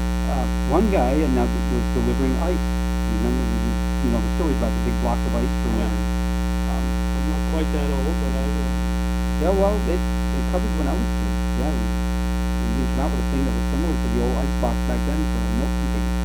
Big container, you put in there with a block of ice. So this guy got the idea of hollowing out the ice and filling it with alcohol. And nobody suspected that one. They had some that were frozen in the surface of the St. Lawrence, and that's how they would, you go dig through the ice, got my booze, and what's all. There was so many. alcohol wouldn't melt the ice. Well, not in the time they were doing it.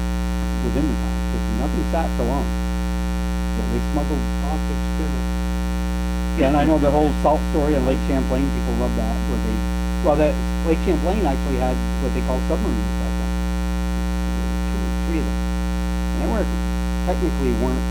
submarines, but it was pretty smart because I'd be cruising along on my boat on Lake Champlain, and you're looking for smugglers, and trailing on a rope behind me, maybe 100 or 150 feet under the surface, is a container filled with booze. and that's how they would do it. And, you know, it was just one of the many ways. Better know your weights, you know. Oh yeah, well, there were risks, and eventually, you know, they were caught. It took some time, but that's the thing, you have to get to it beginning to end. No, I don't emphasize, you shouldn't emphasize your viewpoint, you just, as it is, so then when you do, you know, when an officer is in court and he did something terrible, you gotta say he did something terrible. There's no point in defending someone. The guys do it. I've got their actual testimony sometimes, where they'll ask the guy, well, you think it's your right to just pull anybody out of a car and he's gonna? Absolutely it is, just like that. He yelled at him. Oh, the judges had to yell at the border officer. Sure, absolutely, it's my job to do that. So I quote all that in there as well. It's just, the tendency might be to think that people were afraid of bootleggers, but they were afraid of the lawmen who were pursuing the bootleggers, because it was extremely common to be shot at if you're out for an evening ride. Cars were new back in the 20s. You go for an evening ride? Who goes for an evening ride? So you must be doing something illegal, and that's what would happen. And you know, you get tired of being accosted by someone, being searched. You know, a lot of the country doesn't realize that's where we live. We live in an area where it actually is legal. As we discussed this before, you can go 100 miles south to Wednesday. In that area, they claim to be able to search you for no reason. You can't, if you have no interest. And that still stands up in court today. So that's what they were doing back then. They were, you know, I've had reports from families who were just, you know, were absolutely innocent. Their crime was they were out driving the car at the wrong time. And that's what people were upset about, is having to be afraid in daily life. Or, you know, living in a city, Ogdensburg, Blatchford with bullets flying. Yeah, well, I'm sure it wasn't an everyday occurrence. It happened. Every week probably, yeah. Sure. Happened once. Just where people went. Watertown was an unusual case, because up here there was a lot of bootleggers. There wasn't a lot of people really outspoken against the bootleggers. But in Watertown, they passed the city law. They passed their own prohibition law. So they did what they could. They used city resources to fight bootlegging all the time. And when they fought, if they couldn't convict them, then they turned around and handed over to federal prosecutors and asked them to try. So they were a different story. There was a lot of smuggling, a lot of illegal stuff there, but it was being fought with, you know, city taxpayer money. You know, which people said, well, wait, it's a federal law. It's not against state law to do what they're doing, so we shouldn't be enforcing it, but they made it against city law. Oh, I remember this when I was looking at this last night. A nice story in Watertown was about they called it a funeral parade going through the city. Very common thing, you know, people just step aside and watch them go through. And they went through the city, and then they said, they noticed they continued right past the cemetery. So, wow, you don't have to be buried in a local cemetery. Well, normally they know where you're going, but that's not where they were going. They were loaded with alcohol. They were headed to Oswego. You know, stories like that. There's cemeteries in Oswego. There were many times hearses were used. You know, anything that I've ever thought of, I'm saying, well, you know, you can trace anybody's smuggling, but hey, if you hollow, maybe you put stuff inside your tires, you're never going to find that. They found it. They found cars where the frames were hollow and were loaded with alcohol. Just stuff you think, who would go to so much trouble? You know? But hollowing out the back seats, false floors were very common. That was something a lot of the men in Champlain and out tonight. Ogdensburg was. Hey, I need to stop so you have time to talk about the other stuff at some point. Well, I was just going to ask you, do you think this, we're doing this on December 4th, 3 weeks from today, is Christmas. Do you think this would make a good Christmas present? Oh, okay, I just didn't know if you... Any of our books would be great Christmas presents. Any of them, but particularly this one, right? You'd be surprised how many murder books sell as Christmas gifts. Well, why Seriously. not? Oh, Terror in the Adirondacks? Yeah, it's still a hot seller. If you want to know about something bad that happened in our area of the Adirondacks here, this guy is going to find it there. He doesn't look for the good He stuff. accentuates the negative. Yeah, he doesn't look for the good stuff. He's just trying to build up tourism here by telling us how many murders were committed in our community and so on. How about this, Calvin? Wow. Dr. Christina Lane. Christina Lane. I'm the director of the Cold Case Analysis Center at the College of St. Rose.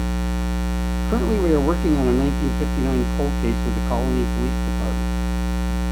Darrow's name seems to appear in this case. I was wondering when you might have time to talk. Now, this book is what, 2008? Around that. 2009? 10 years old. And You this remember stuff when still it was happens all the time. I get contacts from, I've had psychiatrists, psychologists, writers, lawyers, several lawyers for information on things about Darrow. And this actually stems back to a talk I gave in Blue Mountain Lake in 2012. At the end, what a fantastic day. We go there and we didn't know how these things would go. And they were working on the museum, so they held it at the art center nearby. So I go there, and it was about 10 minutes from starting time, and I was meeting a lot of people, and then the woman who ran it came over and asked me to start, and I said, well, there's 10 minutes to go, but she said, the house is filled, we're looking to start, so I started. She sent me an email later to tell me what had happened. They said that, I thought, we got 30 people on Sunday afternoon, football and all this, or no, football, whatever sports on anyway, but she said, well, the house was full beyond the fire code, so we had to lock doors and not let people in. Now, That's everywhere he goes. I'm in Blue Mountain Lake, and I can't help but laugh at people who were paying $5 to get in, and people came from Syracuse. That's a long drive. So Lawrence P. Gooley. At the end of that presentation, poor Jill, because we didn't know what to expect, it was like a deluge. It was frightening the way they all came forward to buy books. And then I was talking to a lot of people, and then these three men approached me, and probably told this story on here before, but one very large guy like your size next to me, and two fairly big guys. Yeah, where'd you get your information? That's what they said to me. And yeah, I thought, wow, this is just in no ties. Yeah, geez. So it was a little bit scary, and then they explained that they were working on cold cases, and I had mentioned that Robert Darrow may have a connection to a couple of cold cases. That was one of them, back from 1959 and 60. So we talked for a while, and then they gave me their email addresses, and I said, I can't answer your questions, what, why, and when, and all this, but I have the information. I just don't have to commit it to memory. So I provided it to them, and I said, I've got something else. I had Darrow's address back then, and it turns out the girl who was murdered, she lived just a few doors down. And I think that's probably the one she's looking at now. They're trying to now solve some of these cold cases from that long ago. He may have murdered that girl.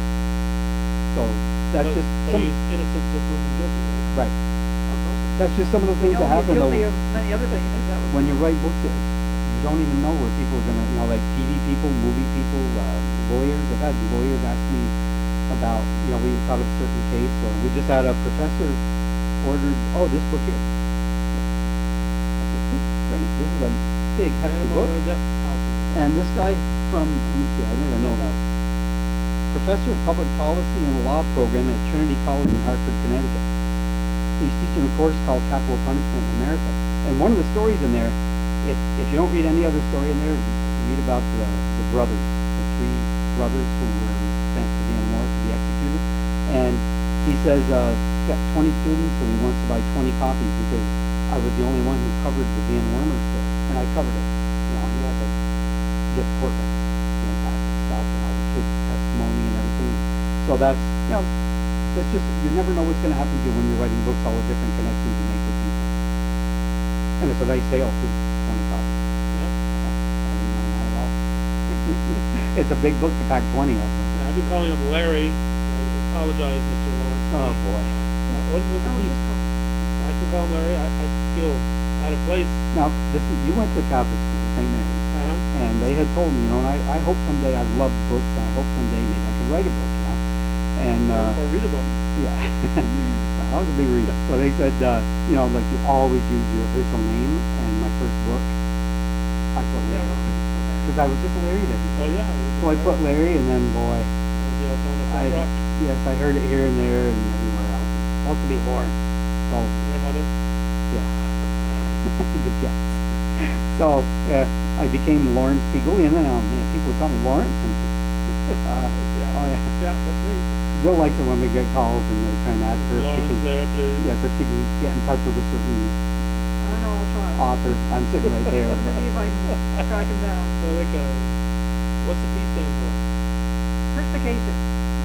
Yeah, you learned that from me and my dad. Precocious. Peter. My dad's dad's father. Oh, Yeah. okay, he came by the Oh. key legitimately. Not that he had anything to do with alcohol, but he once was And managing the monopole. monopole. Grandfather? Yeah. What Dad always said was he managed Milk. Milk, Milk yeah. manufacturers, I guess. That's why he was interested. No, in not the same thing as manufacturers. I'm trying to think of like distributors. distributors. Yeah, milk distributors. He managed different places like that. And then I said, well, that's not what the monopole did. You know, come on, Dad. But Dad used to live in Plattsburgh. The family lived there. And that's one of the jobs he had was running the monopole. Okay, the monopole is still a popular night area where people in Plattsburgh. And what's that little street it's on? I don't think so. I Oh, don't is know that, the street. is that the one on the Section right? Avenue? Section Avenue, yeah.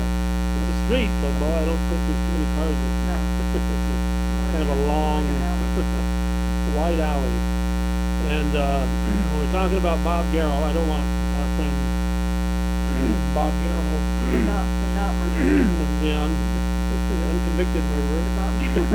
Yeah, not that we know of. We haven't checked his basement recently, so. He may have thrown a pitch inside once in a while. Yeah. You know, might have dusted somebody off the No, plate. he's Robert N. Garrell, the murderer is Robert S. Garrell. And it's Bob and Robert. And the But end, Bob did point out they were born just a few miles apart. Really? Not even that, just a few miles down the road is where the serial killer was born. And Bob was up in Jericho. But anyway, So you're selling Bob Garrell books too, right?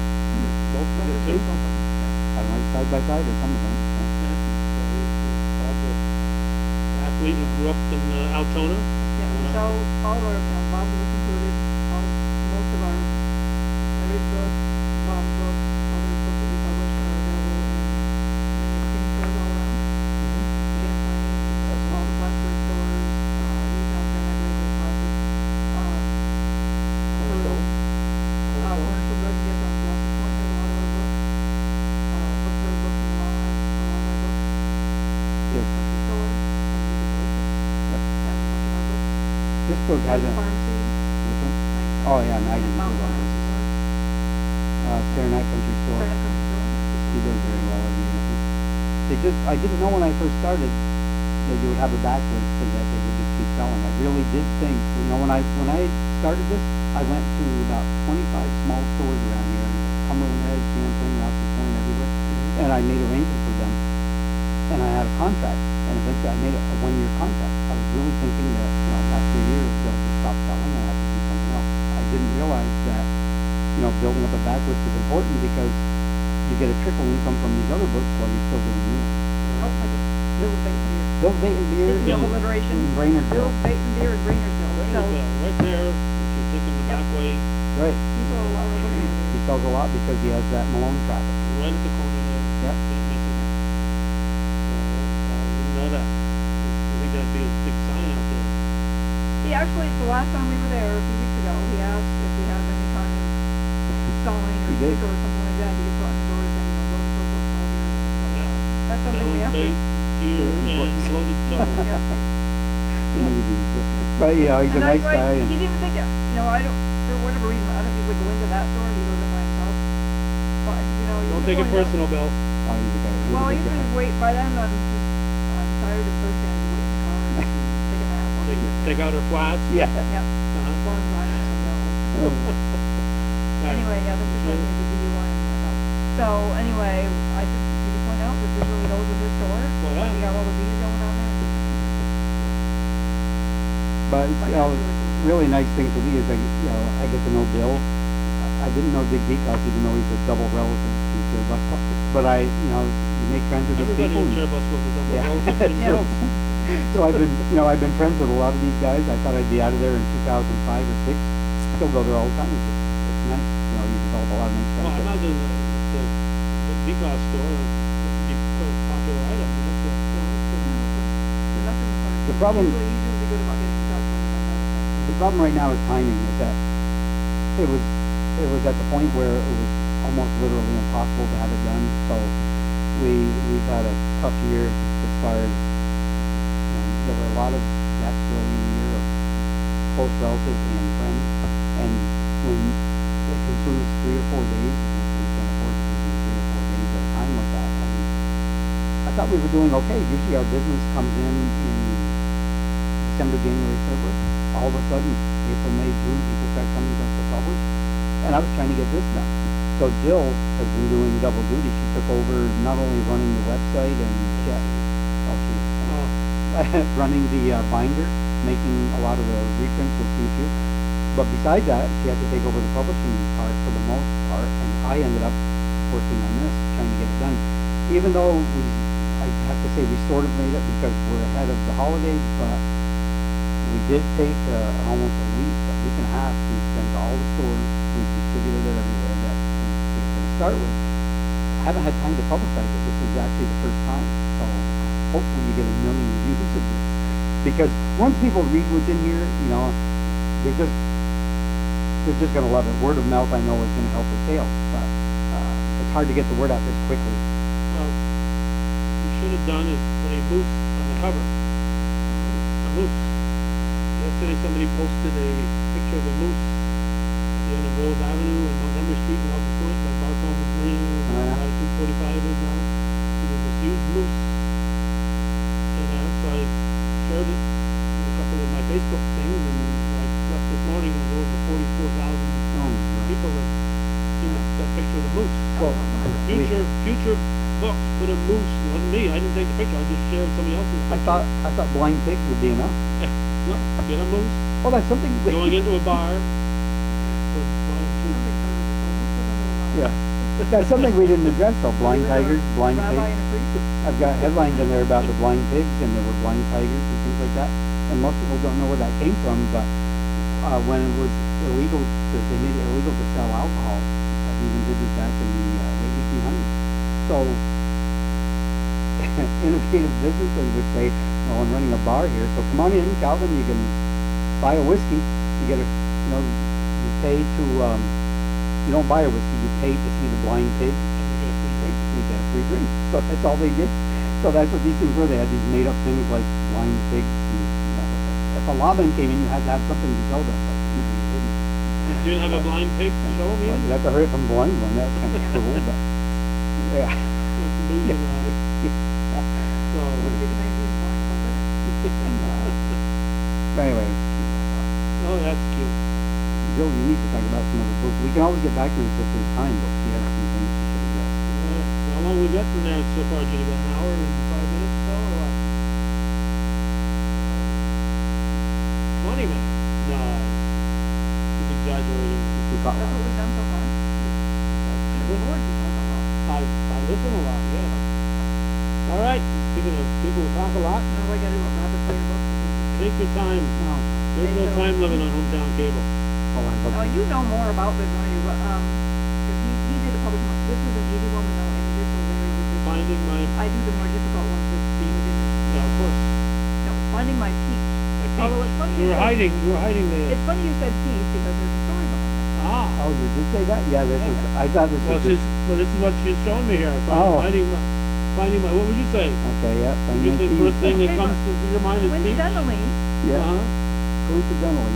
the Yeah. reason it's called that uh-huh. is one of the stories in here is it was a good friend of hers who was, when she bedridden or They've been a something, relative, she went to yeah. see her before she died, The last, that's and this person apparently had a speech impediment.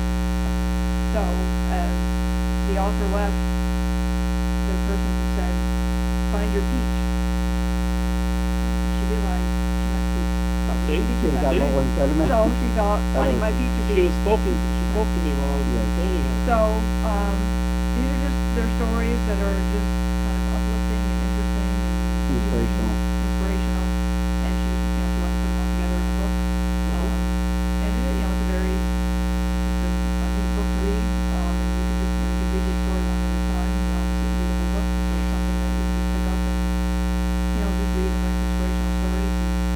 And not only that, she funded this herself, but she wants none of the profits. Right, all the, She's yeah, giving them away the to. profits go to, Loaded Toe. no. Yeah.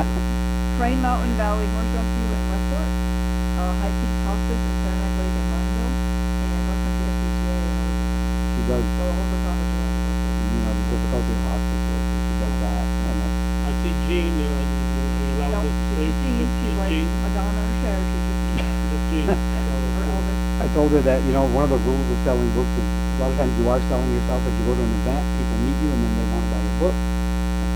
Gene, it's kind of hard, that's a hard sell. Nobody knows it. So this is another thing that they do here besides publishing Larry's great volumes, is Great. also published for other folks. Great meaning large. So, this is a children's book by Terry Brown. And it's about a little skunk in her search for the moon. So it's full of, the skunk asking questions and trying to figure out what the moon is all about and talking to different animals. It also has,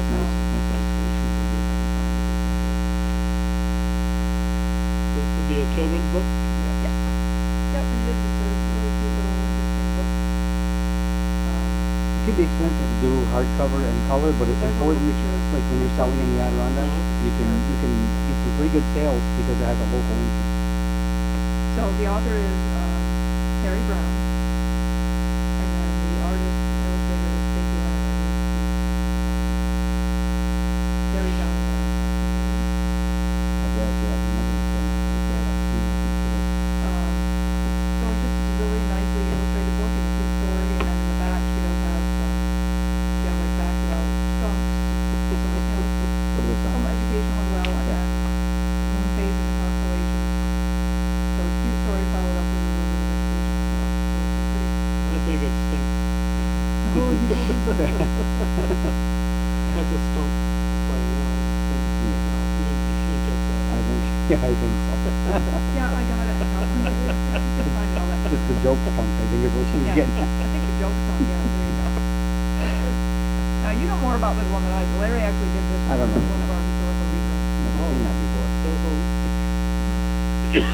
Okay, what is it? Well, when I finally get a chance to take a breather, she won't let me. Do a reprint. So, what? Go ahead. Yeah. Yeah, I gotta go. One of the, Samuel Hammond, one of the famous writers from about a century ago or more. I think we probably featured our Tramp in the Chattagay Woods Yeah. on the program before. He did that one. So it's interesting stories about the hunting and fishing adventures of these guys back in the 1800s when the Adirondacks were still quite wild and Adirondack guys were mostly Okay, so when was this written? This is originally published in 1867. That's a very old book. When does the copyrights? Anything, unless someone took the time and expense to renew a copyright somehow, anything prior to 1923 is public domain. So you can get a good, and what we, Is that floating? no, it depends on when you do because copyright laws change. So that there was a certain change at that Was point. written after 23 that It It might depends. be. Might be, yeah. Like now, the law is the copyright lasts for 70 years after the author's death. And not just that, there was a time where you couldn't copyright your book unless you were officially registered to copyright. So if you didn't, I guess it was. Right, we were asked Now, to, it's considered, when you actually create it, like, if he hadn't printed this, he still had written everything, he owns that. So in other words, it's better if you officially copyright it because then you have something to pay for it, but it's supposed to be copyrighted as soon as you create it. he stole his computer and printed it. we were approached this past year by, I forget what town it was, down, about doing a reprint Oh, of a book. Hadley Lizard. Hadley Lizard, a book that they'd done a long time ago, and they'd like to reproduce it, except that it was done, what, maybe 50 years ago? So, it wouldn't be under copyright, but the laws were strange. They changed several times, and at one point, if you didn't actually put the copyright insignia in there, it wasn't See in the protected. circle? Yep. So I told them, well, we'd like to do it. It's expensive to do. It's an awful lot of work because they don't, all they have is an old copy for us to start over with. So I contacted the Library of Congress, went back and forth with them, and the person explained to me that, well, from what we've seen, it is not protected because at that point it did have to have a certain notice, and as far as the Library of Congress is concerned, it's off copyright. So I said, well, I don't have to tell, it's just these people were interested in that, and I said, so we can go ahead with the project if they want. So that, you have to know all these different things or Plus, in find that out. case, it seems like it was more for hire. I know that this person who did it, but he did it more. Yeah, it's hard to say if you did it for the, He did it for himself. and then, so that was 18, what was the other one, 1878, and then this This one? one is from 1850. Now, this is a novel, right? Yeah, the first ever novel based in the Yeah, Adirondacks. that's what I wanted to do, was the first novel ever written. What year? 50? This is from 1860. Oh. So if you're, people want to read some of the original books written about the Adirondacks, it is quite different too when you read about how things were, areas that today were empty or forested, heavily forested. So, and a lot of people do like the old stories and especially the hunting stories. They are very entertaining though. I've had to read them. And if it was, something, Oh, that's the oh, Huntington. Jedediah Vincent, oh, this is the other one. Jedediah Vincent. That's from the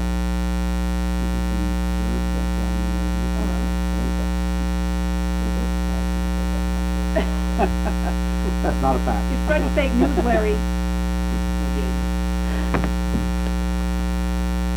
Okay, so these are your latest ones, and you've got a total of what, you said? And then, a couple that we have in the works right now, which should be going to the printer very soon, so it'll be available probably early next year.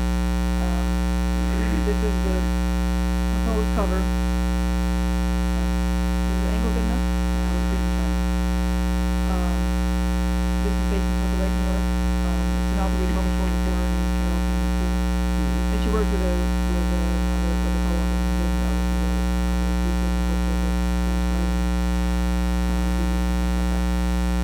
and during World War II, Upper Lake had a newsletter they called the Moment. Remember the famous old area coaches who were known for being so loud, and this guy was known for moaning about the official calls, and I think that's why they called him the Moaner. It's called Len's Boy because Len Perry was a popular, well-known coach in Upper Lake for many years, and he was the one who ran this newsletter. He ran it with a couple of Lawrence B. Quinn and Father Harris, I think.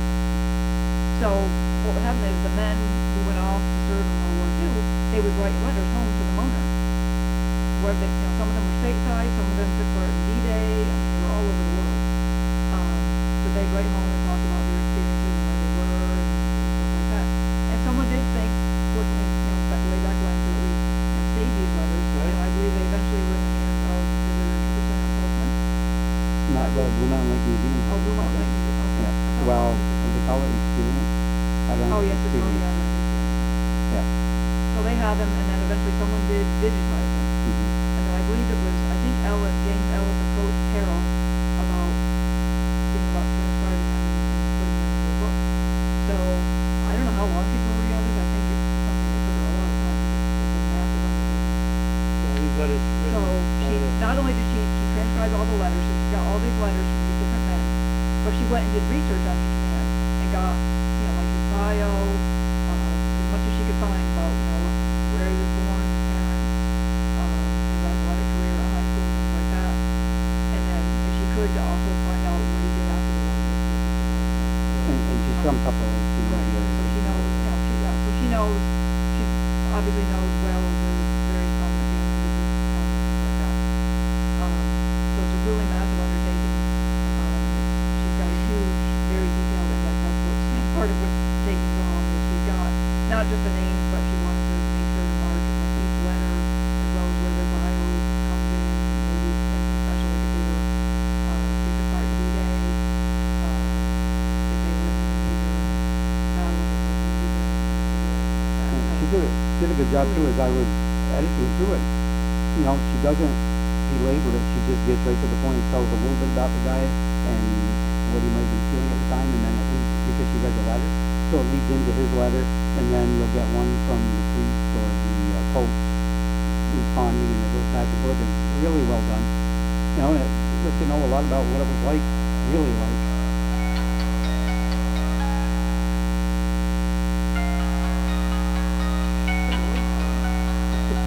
How archaic is that? Huh? Had that happen while I'm giving a talk once in a while. Phone you're Yeah. holding. This beam me up, Scotty. It's good enough for Captain Kirk, but good Right. enough for me. Really. Anyway, so that's one of the books that we're working on now and should be available very soon. This is another author that we published for. We published 2 books for her before. You keep coming back. Yeah, working with it. Lorraine and Vidal. She wrote her memoir. She wrote her memoir about fighting through trying to get equal rights as a woman and things like that. She wrote about her experiences. And then she wrote another book about Quiet Water and the Adirondack. This an all-women's commune over in Athol, New York.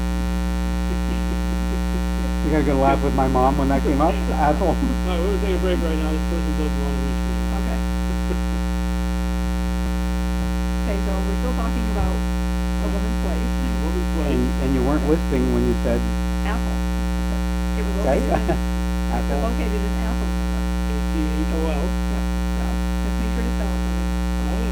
So, anyway, this was kind of during what they call the second wave of the feminist movement. It was in the 70s. These women, they wanted to create a place where they could just be and not have to, be a victim of the patriarchy, as they called it, and Big old eyes. be treated just... That's what they were trying to get away from. Yeah. That. Thank you for proving the point, Calvin. Very Good job. good, very good demo.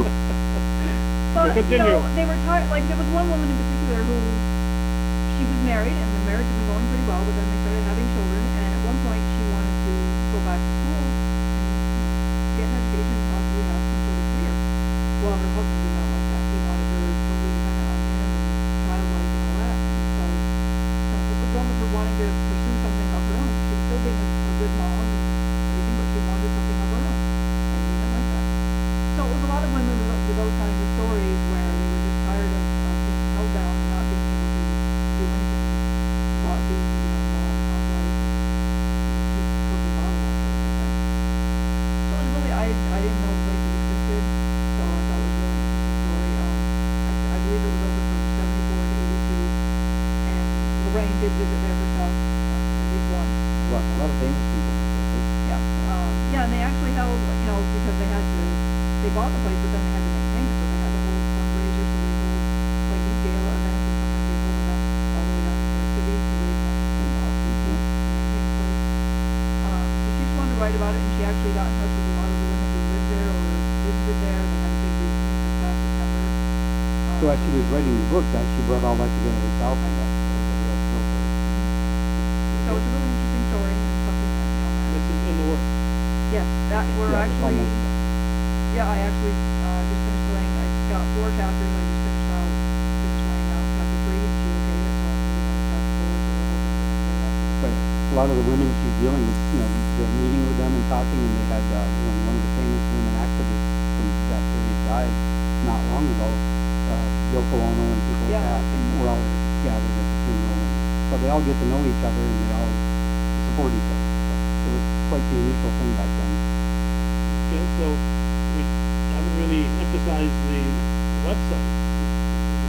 Besides all those little stores and places you can buy this book, you go to Yep, people order all of our books online. are available on our website, Bloated Toe. bloatedtoe.com, and go directly to the store. You can click the shop button, that takes you right to the store, the online store. So it's called the North Country Store. Another option is when you go to bloatedtoe.com, click on books, and that shows you our books. It also shows you if you get to any book in the store from there, as well as there's a where to buy page, so you can see the different stores. And you have a Facebook page also. Yep, we have a Facebook page. We have a Facebook page for Bloated Toe Publishing. We have a Facebook page for Monty Gooley. We have a Facebook page dedicated to Kara and Adirondack. And we have a dedicated to Mara. And then we also run the website northcountryauthors.org. And we have a Facebook page for that as well. There is included, there is other authors. So just keeping up on the Facebook pages is a full-time job. Yeah, well, That's why you have such a large staff. they're always, Yeah. yeah. Yeah. That's true. I guess your definition of large is something like that. Our staff I don't is- know, this whole social media thing, especially now, they most of them want to try to get money, so they're always giving boosters. Oh, yeah. Now, sorry, talking about that. No, thank you. You're rich enough. People sharing it on their own is the best. And I find, for one thing, once you have, say, even 100 friends, and then however many pages and groups you belong to, or like, your newsfeed just can't keep up, unless you're on Facebook all day long, you might jump on and scroll through your newsfeed for 5 minutes, a few times a day. You're just gonna see what just happened. And then also, they tend to show you, whoever you interact with the most, they just keep showing you their stuff. Right. So unless you go directly to someone's page, a lot of times you don't see that someone posted something. aren't on very often, or you don't interact with them, or you're not on Facebook at They're the very same limited time. unless you spend Right, hours on there. they're always messing with their algorithm as to what they show you, so I find it's just become more useless over the years. I mean, we try to maintain it, but, and I don't have time. I'd love to, post several things every day to keep the page really active, but I just don't have time. But it's there, if people want to Right, support. yeah, it's always there. We always have our books listed there, and again, everything leads back to our website, so you can actually buy things or see where to buy them in stores if you prefer to buy them that way. Yeah, people have gotten away for some reason of actually going and searching and checking stuff. I've got things that I check every day that I on my favorites list or whatever. But I put up a ball game, and if I don't share it, I'll get maybe 15, 20 reviews. As soon as I start sharing it on Facebook, well, then people will you'll get a couple hundred in a few hours. If I've been sitting there for a whole day, all you have to do is go to my website. Right, yeah, they won't actually go to YouTube or your website to see that. Yeah, so. You really do have to kind of spoon feed people. Yeah, But there's just so much online. Social media, just the internet in general, it's overwhelming, so Yeah. we kind of have to put it in somebody's face. Yeah, we share that same idea with authors when they come to us. They have an idea, they know this book is going to sell thousands, and we know the reality is it might not sell 100 because it doesn't matter how good the book is at first, because if nobody knows about it, Right. people's not going to find it. Right. And one of the keys I've said before is foot traffic. So before we could really work at publicizing this book, I knew that the first thing is get it into our stores that we deal with all the time, including McKinney's and then Dick's and places like that. And that way you've got foot traffic. So there are people shopping who will just stumble across it and buy it. So that might start some sales. But when word spreads, virtually everybody in Champlain and Rouse's Point should have a copy just to know what happened in their village. They should have at least one. I mean, but instead of from a viewpoint of sales, just to know your story. Yeah. I didn't know Champlain was so important. In fact, you just had a headline there with Judge Cooper. I remember he was the most famous federal judge in this area. He had the Northern District, and they eventually were so busy they actually had to create 2 more justices up north.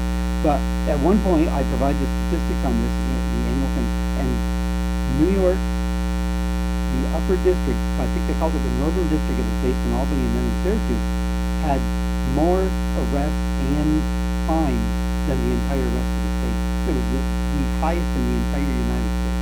Imagine that. Now that's our North Country dealing with St. Lawrence to Clinton County and people running the border and selling it by the carload and truckload. Just to give you an idea, Chateauguay attorney sues 6 United States Border Patrolmen. Judge Cooper refuses to dismiss Fitzpatrick's suit against dry agents. Fitzpatrick case loses at Binghamton. Border cops fire on car which had no booze aboard. Indian Head Tavern now open for 1925 season in Boston Avenue in Broadway. Disguised agents arrest 8 in Glen Falls raid. Jury fails to indict officer. Members congratulate trooper on devotion to duty. Women's aid in Syracuse Dry Enforcement Office ousted on orders from Washington. 90,500 bottles of ale dumped into the lake. It's just yeah. Yeah, it's counting down. Cannon gets 13 months to 10 years. Want to see it on page 308, really neat. A really neat headline. This is quite the story because how our nuns were they're just so extremely religious, and you can imagine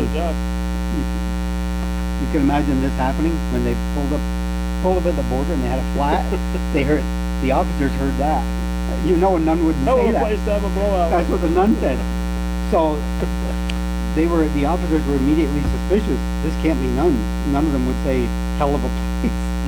So they found out women bootleggers use Sister of Mercy garb and rum running. Right, they were masquerading as nuns to smuggle booze. Who was suspected? Yeah. And they had priests and ministers who were caught, and usually they just let them go. It'd be kind of embarrassing, so they said, well, you're going to jail, but the minister just leave the booze here and go on. Well, you have to have wine to say mass. Yeah, not whiskey. Right, not beer, just wine. But they made allowances for that, though. Holland House at Rouse's Point gets raided. Well, Booze and slot machines. So this is a section about the standout bootleggers. That would be Joe Goyette ran. You know what's really odd about this story?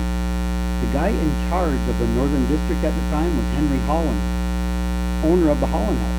He was the chief guy, and he was based in Ogdensburg. And all this time, this guy's doing Holland House. speakeasy, really. Basically, he served. Back then, the term speakeasy didn't just mean those places where you go and have a secret word or anything. It would be anybody's house where you went and were served booze.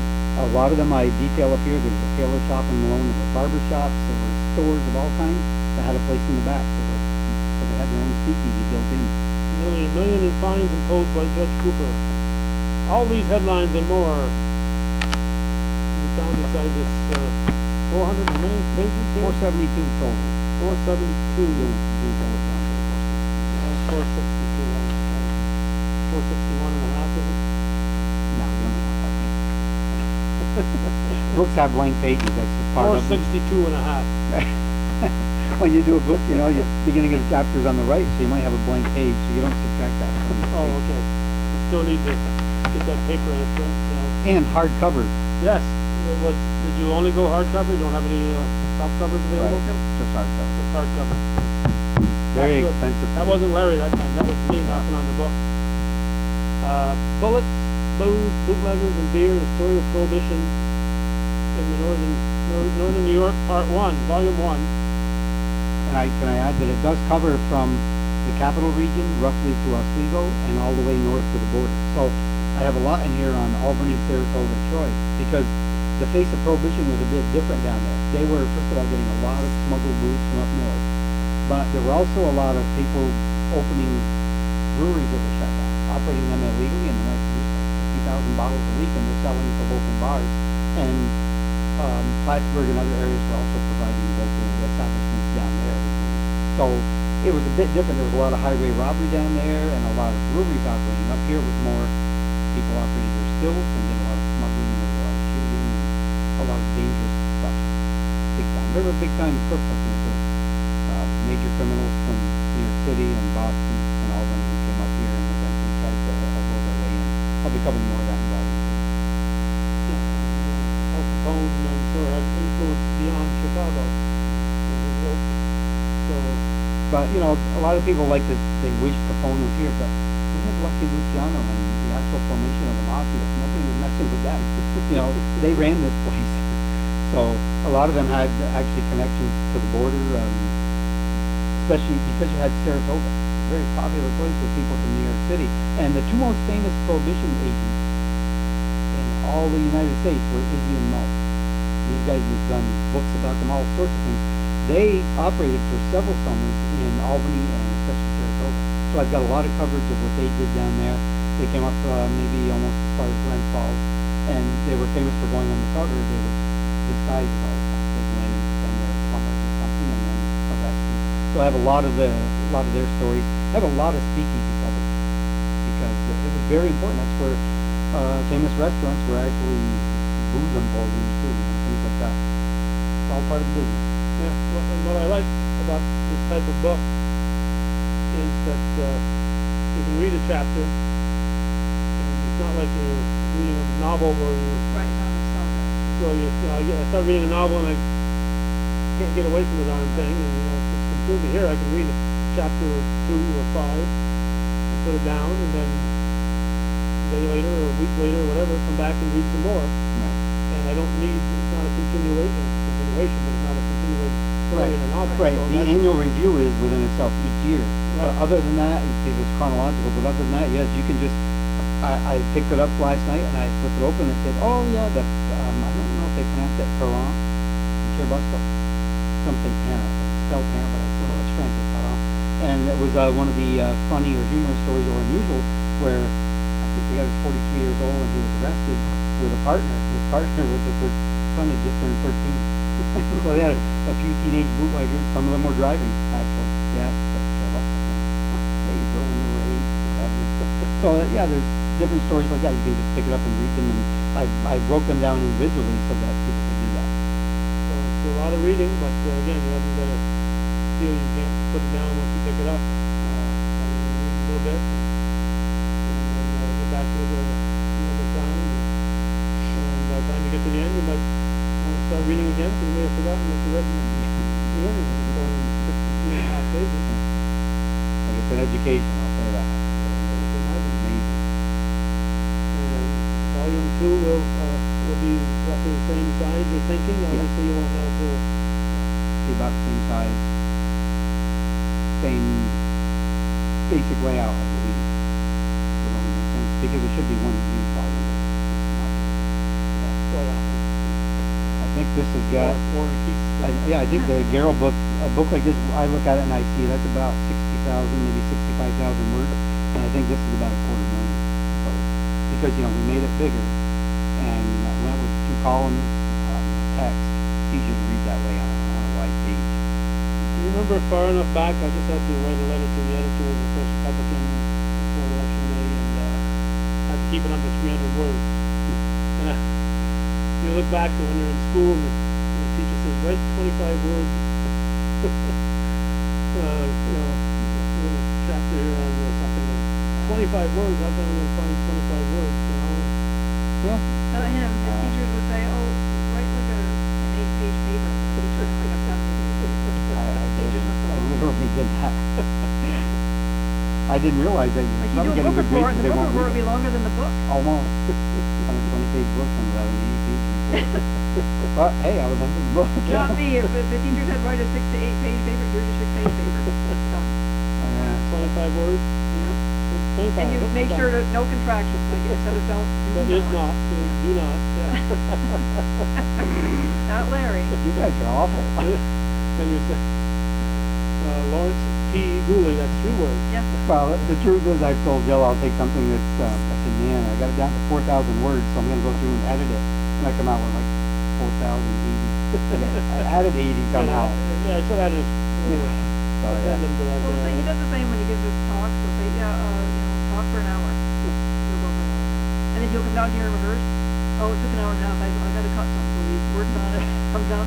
No, it took like an hour and 40 minutes. You're going backwards. But This is how nobody it's falls supposed to asleep work. when you're talking about It murder. must be such a delight just to feel his presence every day. You know, it is. As I tell people, we go places, we try to see for the talk. I think you should shut up. Well, this is really helpful. I was going through though, the list is amazing to me. I remember when I first started, Andy Flynn has published several books. You know, he's a friend of ours. We've seen him at a lot of events. He's editing the Lake Placid News. So I had seen on his website the list, and I said, oh wow, look at all the places he's been to give talks and things, and I've got to match that at some point. Well, I didn't realize until I looked at it last night how many we've been to. There's a famous chapel in Old Forge up near where in the Bastille, not far from where Chief lived. We did an event there. We did a publishing conference in Old Forge this year. We've done stuff in Albany, St. Rouse's Point, Champlain, Moores, Hadley Luzernus College a few times down at Glens Falls. Yeah, but We've done so Bloated Toe many. was actually invited to be the feature presenter along with, what we consider to be bigger companies like Country Books and Syracuse University Press. It was the Adirondack Writers Conference at the Arts Somebody's Center. going to be the opening act, right? Right. There was a big deal though. It was the Adirondack Writers Conference at the View Arts Center in Old Forge. So you can see they had Adirondack Life, Adirondack Explorer. There we are. North Country Books, Old Forge Hardware, Law Press, Fairmont Lake SUNY Press, Syracuse University. And the great thing about this event was I agreed to go, and I'm so busy. And eventually, when it's time to look it up to see, because they told me I'd be sitting on a panel, so you'd be answering questions. I really don't have to study too much for that.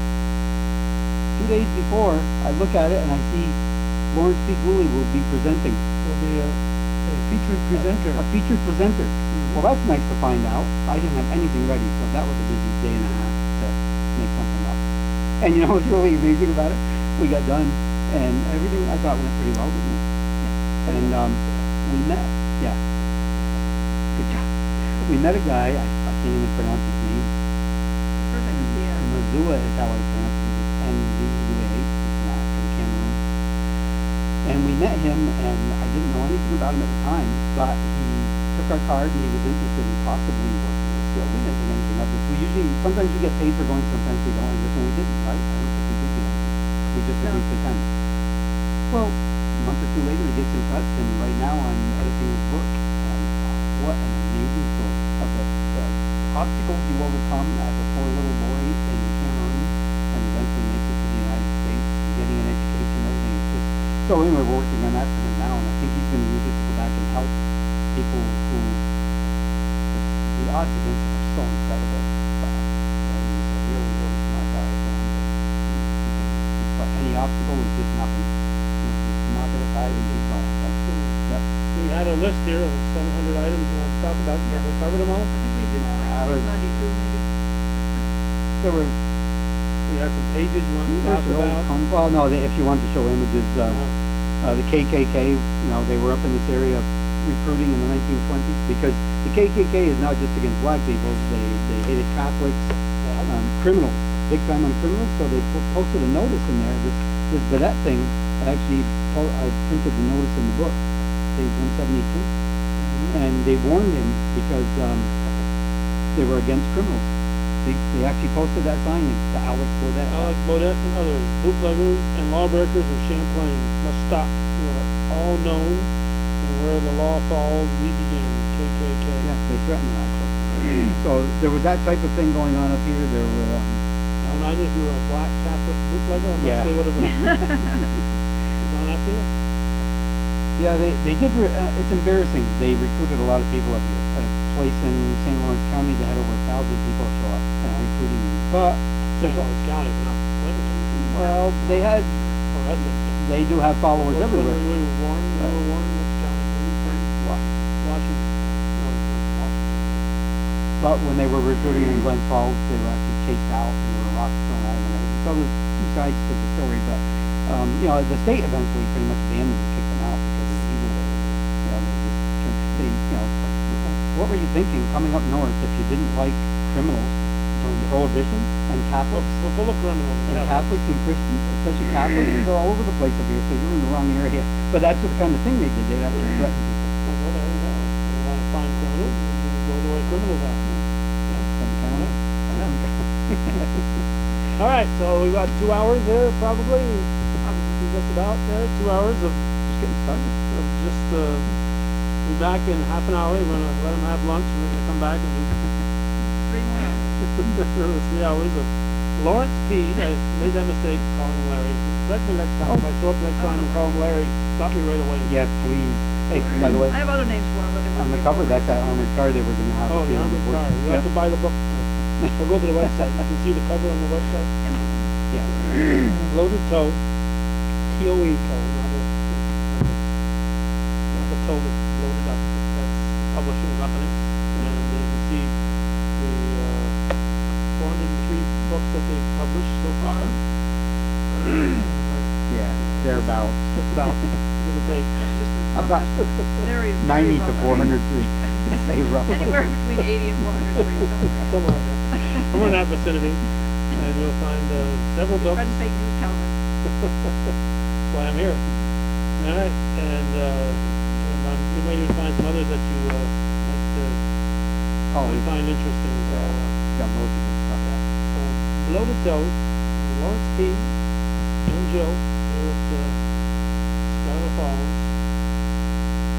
Thank you for running the camera. Any final Thank you, words? Judy. Thank you. Hi, Queen. Sorry we talked about you like Well, she worked with Ron, your father, for decades. She and your father were the last two escorted out of Yeah. traffic on the roads. He was the same for the family. If I wasn't that, I don't think we had him. All right. Thank you for watching.